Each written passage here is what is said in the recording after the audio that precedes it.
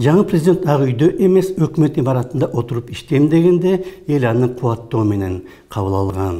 Кийин президенттин эски үйү ипотекалык компанияга элге жардам көрсөтүү максатында өткөрүп берилгенде дагы кеңири калайык аны колдогон.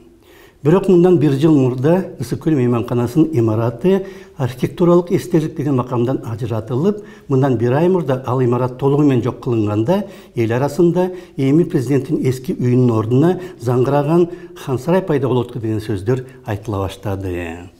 Мейманкананын ордуна курула турган президенттик администрациянын жаңы имараты үчүн мамлекеттик бюджеттен эч кандай каражат сарпталбайт деп айтылууда. Бирок курулуш баштоо укугун алуу эле жөнөкөй иш эмес. Мейманкана турган жердин аянты 3,5 гектар экен. Анын ордуна курулуш компаниясы түштүк магистралдын боюнда 16 гектар жер алат экен. Жалаң ушул жер үчүн эле ал курулуш компаниясы бир нече эсе көп $1 миллион пайда таба алат.